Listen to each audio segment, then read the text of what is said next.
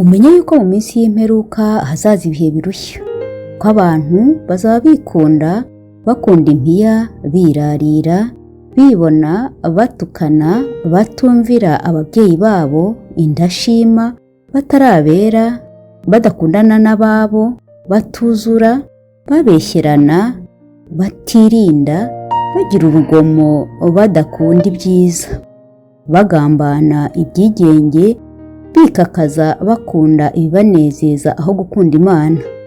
Bafite ishusho yo kwera ariko bahakana imbaraga zako. Abameze batyo ujye ubatera umugongo. Uyu munsi iyo ugiye ku mbuga nkoranyambaga cyane cyane YouTube, uzasangaho ibiganiro byinshi by'abantu bahemukiwe na bagenzi babo, abagore barira, abagabo baganya, abana batawe mu mihanda, abafungwa, abatekeye imitwe n'izindi ngeri nyinshi z'ubugome ntarondora abantu bagenda bagirira abandi. Ariko si ibi byose mu by'ukuri biterwa n'iki? Kubera iki inshuti yawe magari ishobora kuguhinduka neza neza ikaguhemukira kandi ntigire isoni, ubuzima bugakomeza nkaho nta cyabaye, hanyuma kandi ugategekwa guceceka kuko nugira icyo uvuga uzaba ubaye umugambanyi, umugome n'andi mazina muzi. Kuki umuntu akugirira neza uyu munsi wamara kugera iyo ujya ukamurebera ku rutugu nkaho mutigeze kumenyana? Kubera iki se ahubwo umuntu agufata akaboko ngo uzamuke, wamara kumutanga imbere ugakurura cyane ka kaboko ke ukajugunya iyo agukuye maze ugahonyorerayo, kandi ugakomeza urugendo nta mutima ugucira urubanza? Twavuga ko ari bishya? Twavuga ko se byahozeho? Cyangwa dutegereze n'akataraza kenda kuza? Nagira ngo nkubwire wowe unteze amatwi ko ibi byose bihatswe n'icyo twita amahitamo ya muntu. Nguhaye ikaze muri iki kiganiro. Ubushize twarebeye hamwe Zaburi igice cya 5.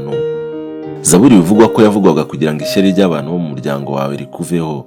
Hari naho twabonye ko buri mugabo ku isi aramutse yubashye Uwiteka, akagendera mu nzira ze, agatungwa n'imirimo y'amaboko ye, nta cyakwigera gihungabanya uwo muryango, ndetse ko n'ikibazo cy'ishyari cyaba gicitse burundu. Amagambo twasomye muri Zaburi igice cy'128.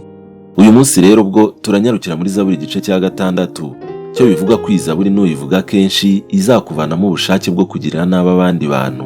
Ibi rero birahita bikwibutsa amagambo natangije hejuru y'ubugome bukomeje kugariza isi yacu, ariko biturutse ahanini n'icyo nise amahitamo wahaye ubuzima bwawe.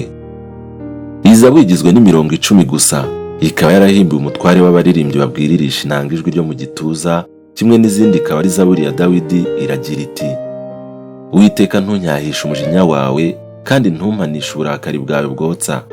Reka tuyumve birambuye. Uwiteka ntunyahishe umujinya wawe, kandi ntumpanishe uburakari bwawe bwotsa. Uwiteka mbabarira kuko numiranye. Uwiteka nkiriza kuko amagufa yanjye ahinda imishyitsi. Umutima wanjye nawo uhagaze cyane. Nawe Uwiteka uzageza he kubikundira? Uwiteka garuka utabara umutima wanjye, unkize kubw'imbabazi zawe, kuko upfuye atakikwibuka. Ninde uzagushimira ikuzimu? Kuniha kurandambiye. Uko ijoro rije ntotesha uburiri bwanjye amarira. Uburiri bwanjye nyabuminjagiraho. Mu maso hanjye hananurwa n'umubabaro, hashajishijwe n'abantera bose.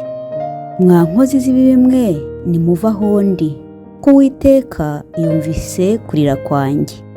Uwiteka yumvise kwinginga kwanjye.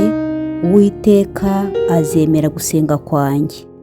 Abanzi banjye bose bazamwara, bagira ubwoba bwinshi, bazasubizwa inyuma, ikimwaro kizabatungura. Amahitamo ni ikintu gikomeye kandi cyo kwitondera cyane ku muntu ushaka kugira ubuzima bwiza, aho twavuga ko ubuzima bwawe bworoha iyo wabanje kunyuza mu nzira zigoye cyangwa se amahitamo agoye. Ndetse Bibiliya ikatubwira ko imbuto z'umugisha ziva ku giti cy'umuruho, aho uhitamo kubyuka saa 9 z'ijoro ugapfukama imbere y'uburiri bwawe ukambaza Imana, mu gihe abandi aribwo igitotsi kiba kiryoshye. Aho kandi uhitamo kubyuka mu gitondo kare ugafata ikirere ugakora siporo, mu gihe mugenzi wawe wundi arimo kureba amakuru yaramutse ku mbuga nkoranyambaga. Aho uhitamo nanone gutega amatwi no guha agaciro ikiganiro cy'umuntu wagusuye iwawe muri salo, mu gihe mugenzi wawe wakwereka televiziyo ubundi agahugira kuri telefone ye afite mu ntoki. amahitamo yo kubyuka ushaka umuntu waguha ikiraka cyo kumesera abaturanyi kugira ngo abana babone ibirayi, mu gihe mugenzi wawe we yahisemo kubyuka akicara ku muhanda agatega ikiganza umuhisi n'umugenzi, amahitamo yo kujya kuryama saa sita z'ijoro mu gihe abandi bamaze kwimeza neza bagiye mu kabari kuryoha, yewe kimwe n'amahitamo yo kumenya ko kuba usuye umuhungu cyangwa umukobwa muri ghetto mukisanga mwenyine mu nzu bitavuze gukabakaba no kuryamana.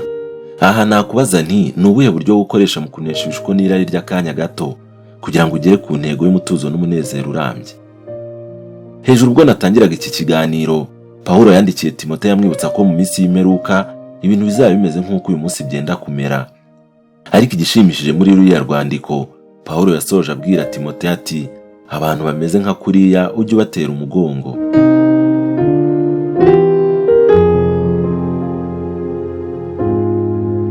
Soza iki kiganiro hari indirimbo igizwe n'ibice 12, iboneka mu bice 3 n'inyikirizo mu gitabo cy'indirimbo cy'Abadiventiste b'umunsi wa karindwi. Ariko mu gice cyayo cya 4 ari nacyo cya nyuma hakaba ibisubizo cyangwa imana kuri ibyo bibazo, aho umuhimbyi yasoje atugira inama ati hunga ibyaha ujye ukora ibitunganye wejeshwa amaraso ya Yesu. Hari isoko itemba ikiza amaraso, wejeshwa amaraso ya Yesu ugira amahoro.